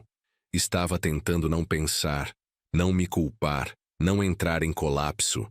Porque se eu parasse para pensar de verdade no que tinha feito, no que tinha acontecido, eu não ia aguentar. Então eu fingi que estava tudo bem. Fingi que era uma festa normal. Fingi que eu não tinha acabado de destruir a vida de um homem que me amava. Olhei para ela, essa mulher quebrada no meu sofá, e percebi algo. Ela não era uma vilã calculista. Era uma pessoa fraca, egoísta, que fazia escolhas terríveis e depois tentava fugir das consequências. Mas não era uma assassina. Não tinha matado Lucas deliberadamente. Tinha apenas sido cruel na hora errada. E a crueldade teve consequências irreversíveis. O Marcelo sabe de tudo isso? Perguntei. Ela balançou a cabeça. Ele sabe que eu terminei com o Lucas na noite do acidente. Mas não sabe os detalhes da conversa. Não sabe como fui brutal.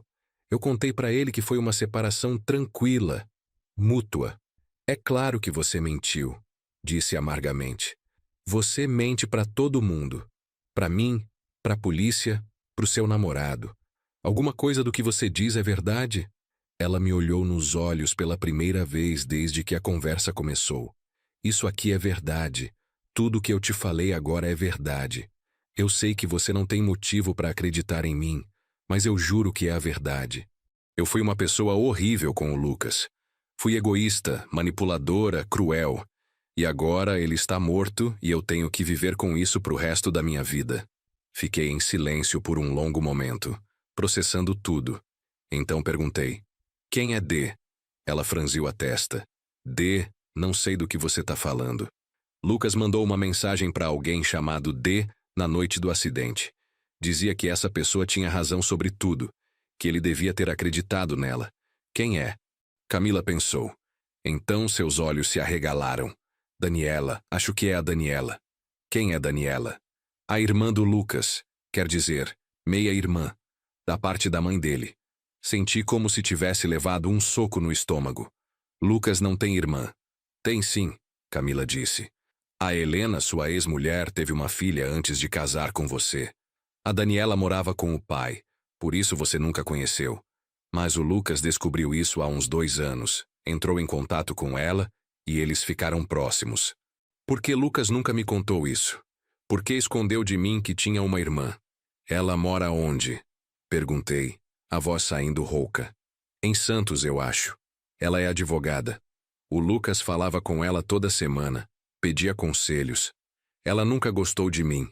Sempre disse pro Lucas que eu não era confiável. Camila deu um sorriso amargo. Parece que ela estava certa. Anotei mentalmente o nome. Daniela. Precisava encontrar essa mulher. Ela podia ter informações importantes sobre o estado mental de Lucas, sobre o que ele estava pensando, sobre o que realmente aconteceu. Me dá o contato dela. Camila pegou o celular e me passou o número. Mas duvido que ela queira falar com você. Ela me culpa pela morte do Lucas. Me mandou mensagens horríveis depois do acidente. Com razão, respondi friamente. Ela tem razão em te culpar. Guardei o número e me levantei. Pode ir embora agora, Camila. Eu vou ficar aqui pegando as coisas do meu filho.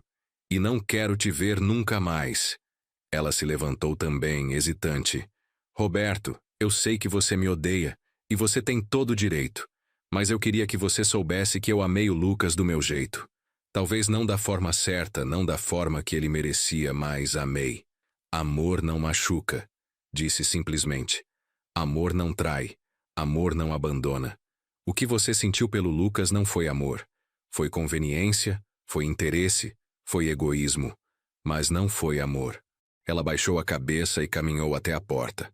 Antes de sair, virou-se uma última vez. Me desculpa. Por tudo.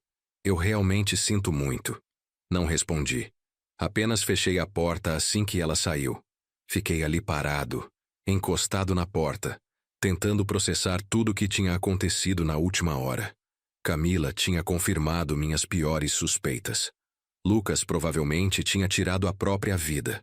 E ela, mesmo que indiretamente, tinha empurrado ele para isso. Mas responsabilizá-la criminalmente seria impossível. Palavras cruéis não eram crime. E mesmo que fossem, provar que tinha causado o suicídio de alguém era quase impossível. Mas havia mais uma pessoa envolvida nisso. Marcelo Santos, o golpista que seduziu minha nora, roubou o dinheiro do meu filho e estava agora desfrutando dos frutos dessa traição. Ele precisava pagar. De alguma forma, ele precisava responder pelo que fez. Passei o resto da tarde no apartamento, juntando pertences de Lucas. Roupas, livros, fotos, documentos. Cada objeto carregava memórias, histórias, pedaços da vida dele. Encontrei o relógio que dei a ele na formatura.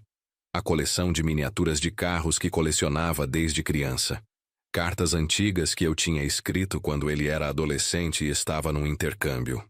No final do dia, tinha várias caixas cheias. Levaria tudo para minha casa, transformaria o quarto de hóspedes num pequeno memorial. Um espaço onde eu poderia me conectar com meu filho, mesmo que ele não estivesse mais aqui. Antes de sair, liguei para o número que Camila me passou, Daniela.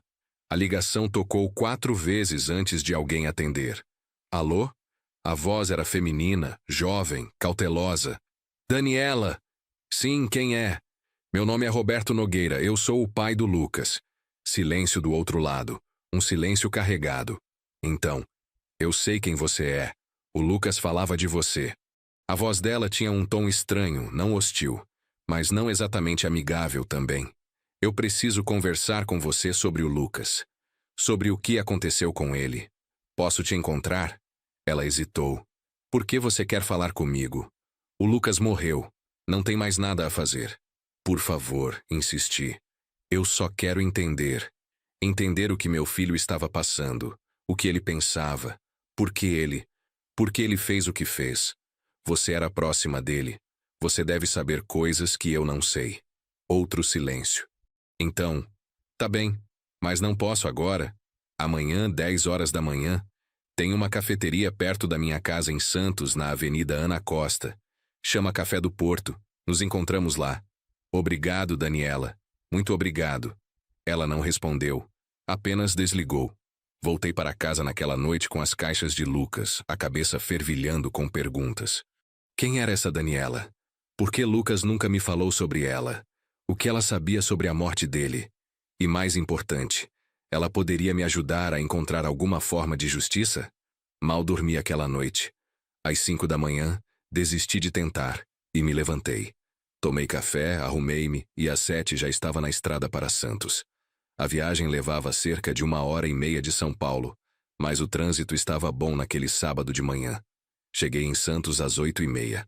A cidade litorânea estava ensolarada, o ar salgado trazendo um pouco de alívio para minha atenção. Encontrei a cafeteria facilmente, um lugar charmoso com vista para o canal, mesas na calçada, decoração náutica. Cheguei cedo de propósito. Pedi um café e sentei numa mesa de canto de onde podia ver a entrada. Às 10 horas em ponto, uma mulher jovem entrou na cafeteria. Cabelos castanhos longos, olhos escuros, expressão séria. Ela me viu imediatamente e caminhou até minha mesa. Roberto, acenei. Daniela, obrigado por vir. Ela se sentou, pediu um chá quando a garçonete se aproximou. Ficamos em silêncio constrangedor até as bebidas chegarem. Então ela falou primeiro. O Lucas me falou muito sobre você. Dizia que você era a pessoa mais importante da vida dele, que tinha sacrificado tudo para dar a ele uma vida melhor. Suas palavras me emocionaram. Ele era tudo para mim. Eu sei, ela disse suavemente. E é por isso que eu concordei em te encontrar. Porque você merece saber a verdade sobre o que aconteceu com ele. Meu coração acelerou. Que verdade! Daniela tomou um gole do chá, organizando os pensamentos. O Lucas me procurou há 2 anos. Ele tinha descoberto sobre mim através de registros da minha mãe, a Helena. No começo eu fiquei na defensiva. Não queria ter nada a ver com essa família, com essa mãe que me abandonou. Mas o Lucas insistiu. Disse que não era sobre ela, era sobre nós. Sobre sermos irmãos. Ela sorriu tristemente. E ele tinha razão. A gente se conectou instantaneamente. Ele era gentil, engraçado, genuinamente interessado em me conhecer. Viramos amigos antes de virarmos irmãos. A gente conversava toda semana, às vezes mais. Ele me contava tudo. Sobre o trabalho, sobre a vida, sobre o casamento. Sobre a Camila, completei. Ela assentiu. Sobre a Camila. Eu não gostei dela desde o primeiro dia. O Lucas me mostrou fotos, contou como ela era, e alguma coisa no meu instinto gritou alerta vermelho. Ela parecia falsa, interesseira. Mas o Lucas estava apaixonado, não queria ouvir. Ele eventualmente descobriu que você estava certa, disse. Descobriu, mas demorou. E enquanto isso, a Camila foi sugando a vida dele aos poucos. O dinheiro, a autoestima, a confiança. Ela era especialista em fazê-lo se sentir pequeno, inadequado. E quando ele finalmente juntou coragem para confrontá-la sobre a traição, ela destruiu ele. Daniela colocou a xícara na mesa com força. Eu falei com o Lucas na noite do acidente. Ele me ligou às 23 horas, chorando, dizendo que não aguentava mais, que tinha terminado com a Camila, que ela tinha dito coisas horríveis, que ele se sentia um fracasso completo. Minha respiração estava presa. O que você disse para ele? Eu disse que ele não era um fracasso, que a Camila era uma pessoa tóxica e ele estava melhor sem ela, que dor passava, que ele era forte, que tinha toda uma vida pela frente. Eu tentei, Roberto. Tentei muito convencê-lo de que valia a pena continuar. Lágrimas escorriam pelo rosto dela agora, mas ele disse que estava cansado. Cansado de tentar, cansado de sofrer, cansado de acordar todo dia sentindo que não era bom o suficiente. Ele disse que ia sair, dirigir um pouco, limpar a cabeça. Eu pedi para ele não fazer nenhuma besteira. Implorei para ele me prometer que ia ficar bem. E ele prometeu? Perguntei, a voz embargada. Prometeu. Disse que ia ficar bem, que só precisava de ar fresco. Me mandou uma mensagem 1 hora depois dizendo que eu tinha razão sobre tudo, que ele devia ter me ouvido sobre a Camila desde o começo. E essa foi a última vez que ouvi dele. Ficamos em silêncio, ambos processando a dor. Você acha que foi suicídio? Perguntei finalmente. Daniela olhou para mim com olhos vermelhos. Eu acho que foi um homem quebrado que tomou decisões ruins. Bebeu demais, dirigiu rápido demais. Num momento em que não se importava mais se viveria ou morreria. Foi acidente? Foi suicídio? Acho que foi os dois. Ele não acordou planejando se matar. Mas quando estava ali, na marginal, acelerando cada vez mais, acho que uma parte dele decidiu não frear. A verdade doía mais do que eu esperava. Por que ele nunca me contou sobre você? Por que me escondeu que tinha uma irmã? Porque ele tinha medo da sua reação. Daniela explicou. Tinha medo de que você ficasse magoado que ele procurou a família da Helena depois de ela ter abandonado vocês. Ele ia te contar eventualmente, mas estava esperando o momento certo. E o momento certo nunca chegou. Ele devia ter confiado em mim, disse, a mágoa transparecendo. Eu teria entendido. Eu sempre entendi tudo sobre ele. Nem sempre, Daniela disse gentilmente. Você não entendia o quanto ele sofria, o quanto a ansiedade consumia ele, o quanto ele se sentia pressionado a ser perfeito o tempo todo. O Lucas te amava demais, Roberto. E por te amar demais, ele escondia a dor para não te decepcionar. Suas palavras me atingiram como flechas. Ela estava certa. Eu tinha falhado em ver o quanto meu filho sofria porque ele era bom demais em esconder, ou porque eu não quis ver. O que eu faço agora? Perguntei perdido. Como eu vivo com isso? Daniela estendeu a mão e segurou a minha. Você vive honrando a memória dele. Você se certifica de que a história dele não seja esquecida. E você garante que as pessoas que contribuíram para a destruição dele paguem de alguma forma. A Camila, comecei. A Camila vai ter que viver com a culpa pro resto da vida. Daniela interrompeu. Isso já é uma punição. Mas o Marcelo, esse precisa ser exposto. O que ele fez foi criminoso. Ele seduziu uma mulher casada, roubou o dinheiro do marido dela e contribuiu diretamente para o colapso mental que levou à morte do Lucas. Como a gente expõe ele? Perguntei. Como a gente faz justiça?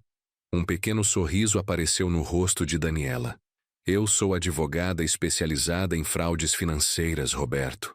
E nos últimos dias, desde que descobri sobre o envolvimento do Marcelo, eu tenho investigado. Ele tem um padrão. Várias mulheres, vários investimentos fraudulentos. Eu já encontrei pelo menos 4 vítimas além do Lucas. E se a gente juntar todas elas, se a gente construir um caso sólido, a gente pode processá-lo civil e criminalmente. Pela primeira vez em dias, senti uma pontinha de esperança. Você faria isso? Você me ajudaria? Eu faria isso pelo Lucas, ela disse com firmeza. Porque ele era meu irmão e eu o amava. E porque ninguém mais vai sofrer nas mãos desse homem enquanto eu puder impedir.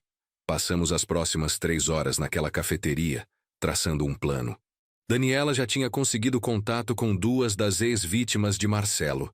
Mulheres que tinham perdido dinheiro em esquemas similares, mas que nunca conseguiram provar fraude porque Marcelo era esperto, sempre tinha contratos que o protegiam legalmente. Mas juntas, com um padrão estabelecido, o caso ficava mais forte. Minha contribuição seria documentar tudo relacionado ao investimento de Lucas. Os R$80 mil perdidos, as mentiras de Marcelo, as promessas não cumpridas. Daniela usaria isso como parte de um processo maior, mostrando comportamento predatório sistemático. Vai levar tempo, ela me alertou. Meses, talvez até anos. O sistema judicial é lento, mas eventualmente vamos conseguir.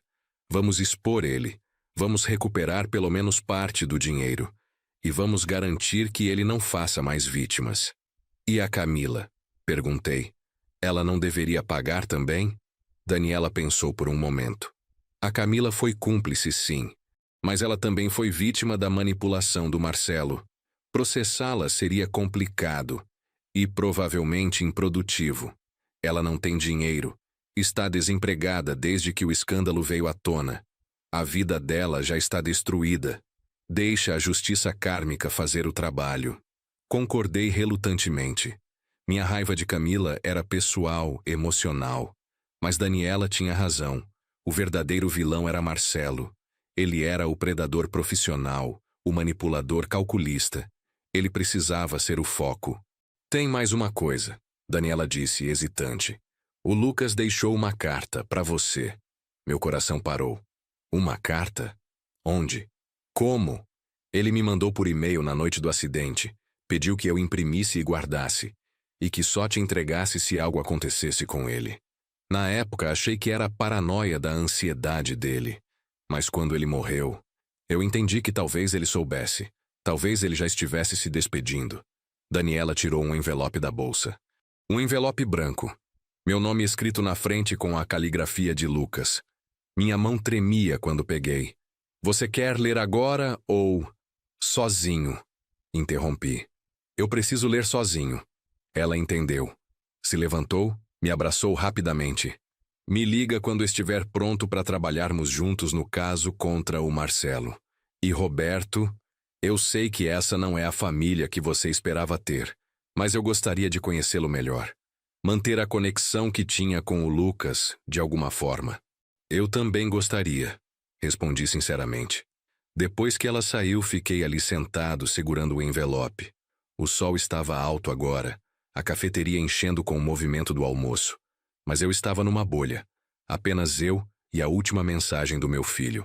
Com mãos trêmulas, abri o envelope. Dentro, 3 páginas escritas à mão. A letra de Lucas, um pouco tremida, mas legível. Comecei a ler. Pai, se você está lendo isso, significa que algo aconteceu comigo. Espero que não seja nada. Espero que daqui uns anos eu pegue essa carta de volta com a Daniela e a gente ria de como eu fui dramático. Mas se não for o caso, se eu realmente não estiver mais aí, eu preciso que você saiba algumas coisas. Primeiro, eu te amo. Eu sempre te amei, desde que me entendo por gente. Você foi o melhor pai que alguém poderia ter. Trabalhou tanto, sacrificou tanto, só para me dar oportunidades. Tudo que eu consegui na vida foi porque você me deu a base. E eu nunca vou conseguir agradecer o suficiente por isso. Segundo, eu sinto muito por te esconder coisas. A Daniela, os problemas no casamento, a extensão da minha ansiedade, eu escondi porque não queria te decepcionar. Você sempre me viu como essa pessoa forte, bem-sucedida, e eu tinha medo de que, se você soubesse o quanto eu estava me afogando por dentro, você ficaria desapontado. Eu sei agora que isso foi bobagem. Você nunca me julgaria. Mas na época, parecia real. Terceiro, sobre a Camila. Se você está lendo isso, provavelmente já sabe a verdade sobre ela. Sobre a traição, sobre o Marcelo, sobre o dinheiro. Eu sei que você deve estar com raiva dela, e você tem todo o direito. Mas eu quero que você entenda uma coisa. Ela não é má. Ela é só fraca. Ela faz escolhas egoístas porque nunca aprendeu a fazer diferente. E eu escolhi amar ela sabendo disso. Então parte da culpa é minha também. Não a odeie, pai. Ódio só vai te consumir. Deixa ela ir. Deixa ela viver com as consequências das escolhas dela. Você merece paz, não mais dor. Lágrimas escorriam pelo meu rosto enquanto continuava lendo. Quarto, e isso é importante. Não deixe que minha história termine em tragédia. Se algo me aconteceu, use isso para fazer algo bom. Ajude outros homens que estão passando por problemas de saúde mental.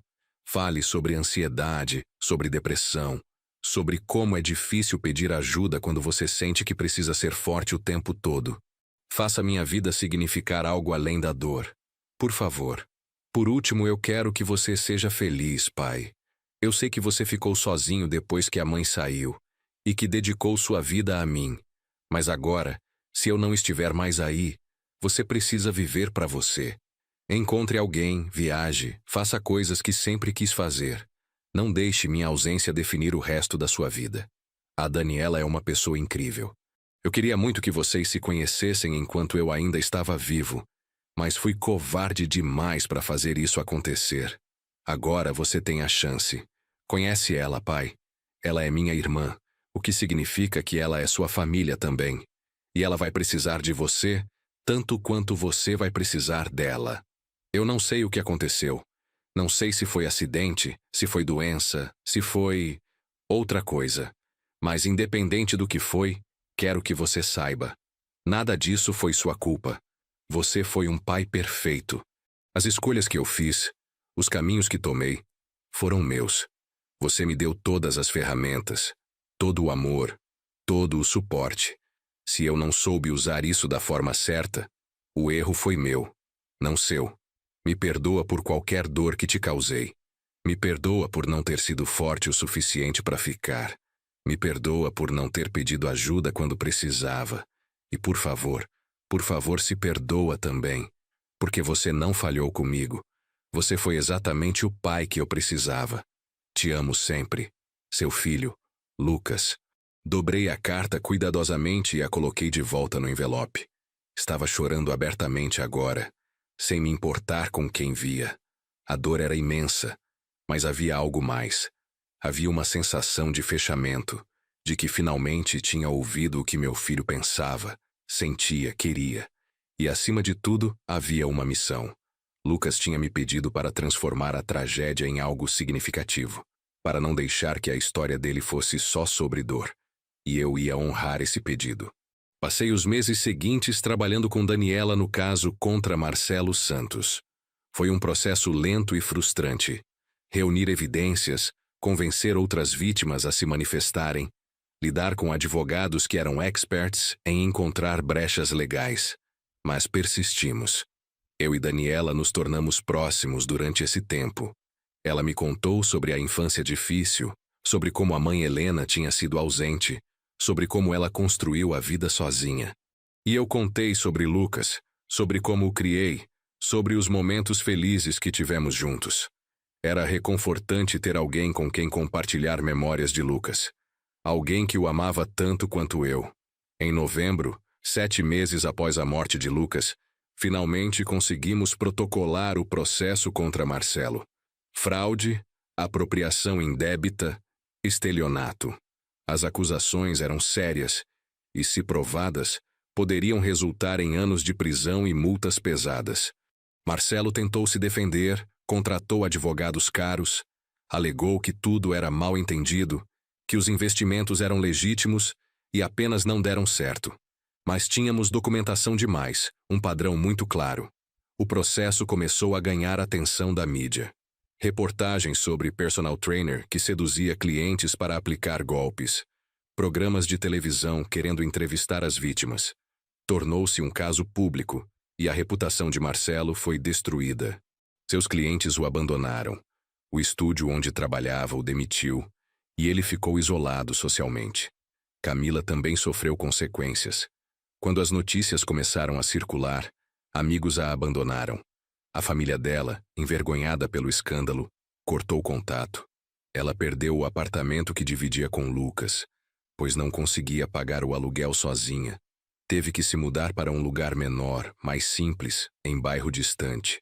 Encontrei com ela uma última vez por acaso, num mercado na Vila Madalena. Ela estava diferente. Cabelo preso sem cuidado, sem maquiagem, roupas simples. Parecia ter envelhecido 10 anos em 7 meses. Nossos olhares se cruzaram, e por um momento pensei que ela fosse simplesmente virar e ir embora. Mas ela se aproximou. "Roberto", disse baixinho, "eu sei que você não quer falar comigo, mas eu preciso dizer uma coisa." Esperei em silêncio. Eu terminei com o Marcelo. Quando descobri que tudo era mentira, que ele só estava usando a mim e ao Lucas, que nunca me amou de verdade, eu terminei. Sei que não muda nada do que aconteceu, mas eu queria que você soubesse. E o que você espera? Que eu te parabenize. Minha voz saiu mais dura do que pretendia. Ela balançou a cabeça. Não espero nada. Só queria que você soubesse que eu também fui vítima dele. Que eu também perdi tudo. Minha reputação, meus amigos, minha família, meu casamento. E pior que tudo isso, perdi o respeito por mim mesma. Você fez escolhas, Camila, respondi. Escolhas que tiveram consequências. O Lucas também era vítima do Marcelo, mas foi você quem abriu a porta para ele entrar na vida de vocês. Foi você quem traiu, quem mentiu, quem manipulou. Eu sei, ela disse, lágrimas começando a cair. Eu sei de tudo isso, e vou carregar essa culpa pro resto da vida.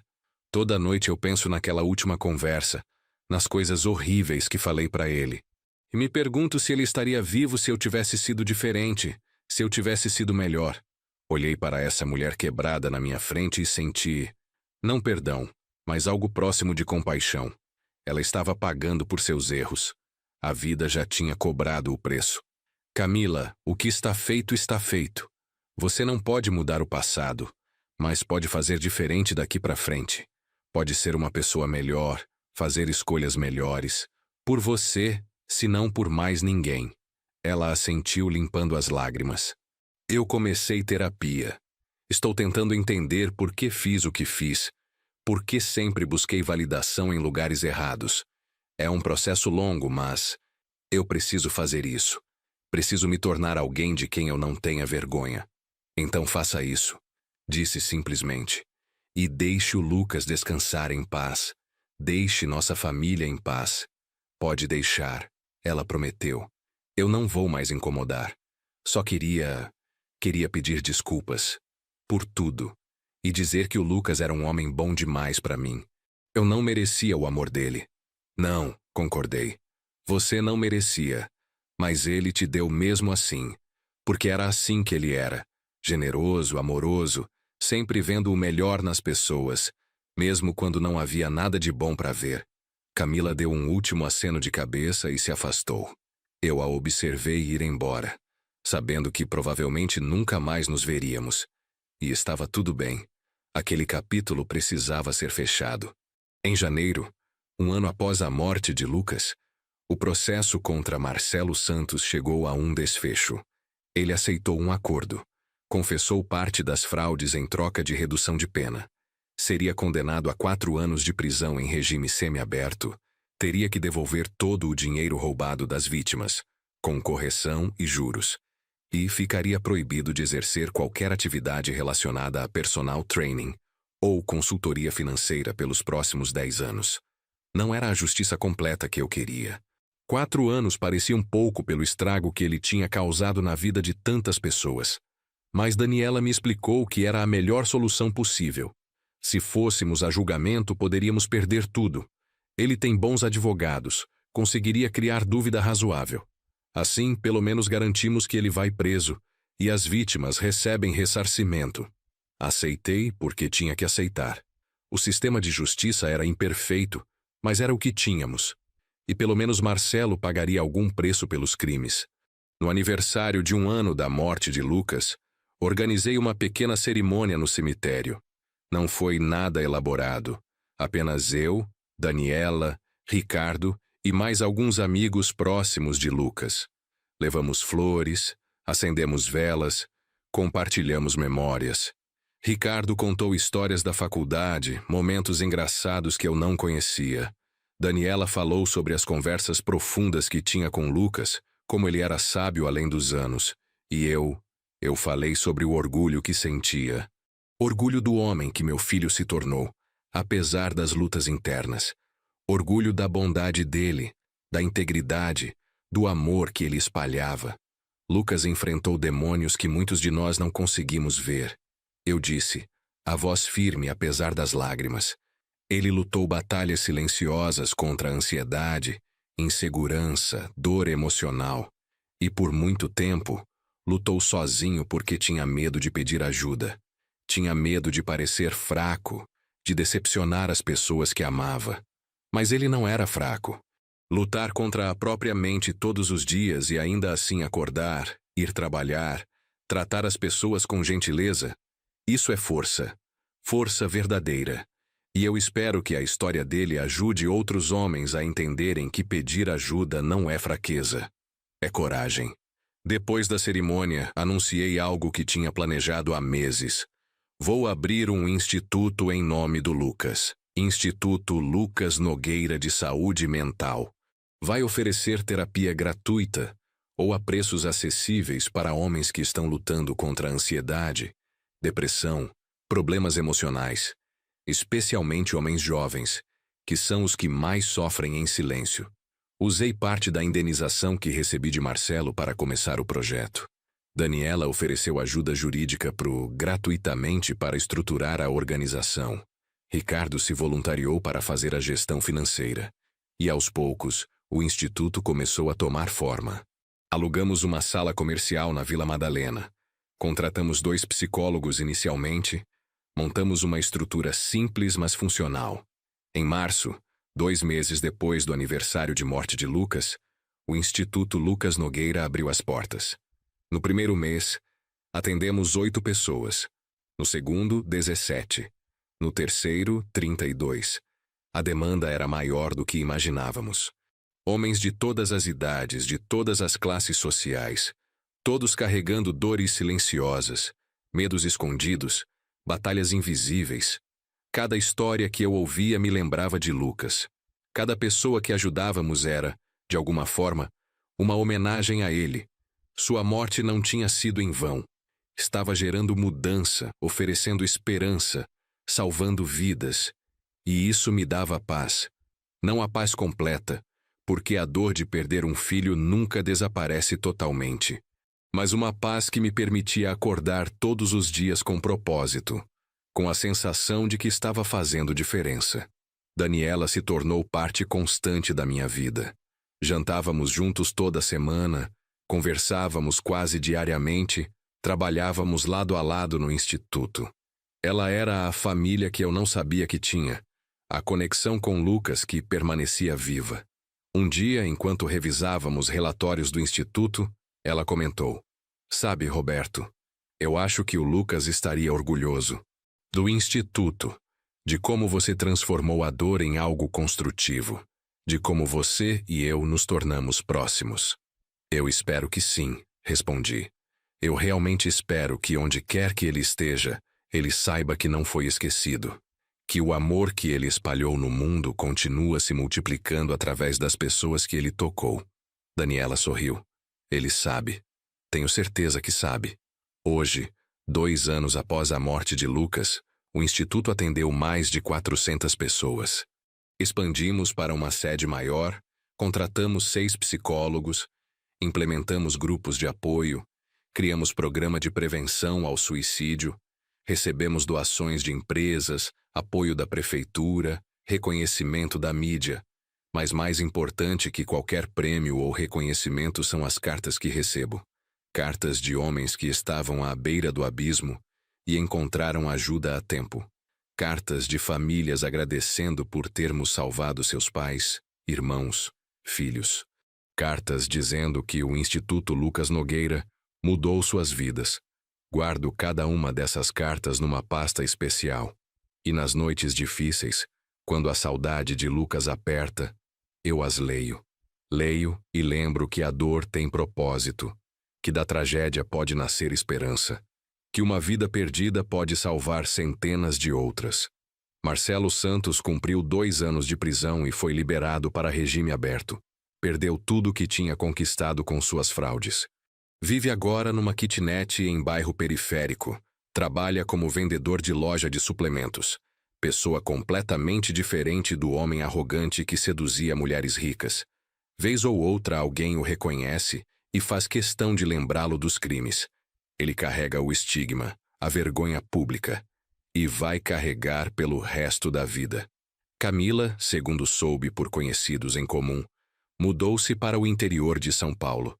Conseguiu emprego numa empresa pequena de marketing, mora sozinha, mantém vida discreta. Nunca se casou novamente. Nunca postou mais nada nas redes sociais. Vive, aparentemente, tentando se redimir silenciosamente. Não sinto mais raiva dela. O tempo e o trabalho no instituto me ensinaram sobre complexidade humana, sobre como pessoas machucam outras não por maldade pura, mas por fraqueza, por escolhas ruins, por não saberem lidar com suas próprias feridas. Camila foi vítima e vilã ao mesmo tempo. Não a perdoo completamente, mas entendo que ela também sofreu. E que também está tentando, ao seu modo, ser melhor. Quanto a mim, minha vida mudou de formas que nunca imaginei. Fechei a oficina mecânica depois de 40 anos.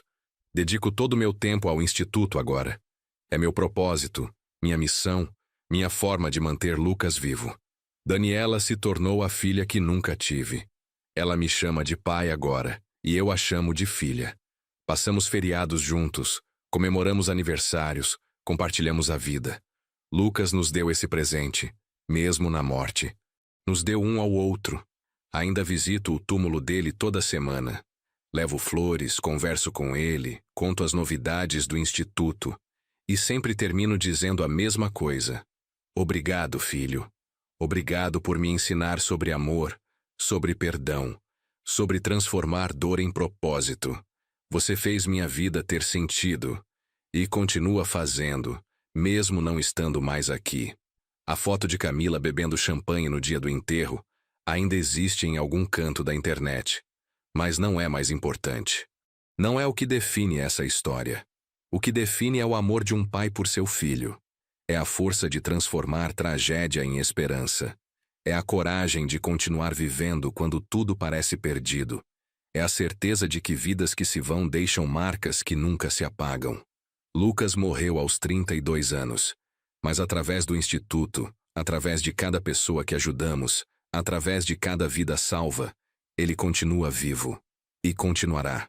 Para sempre.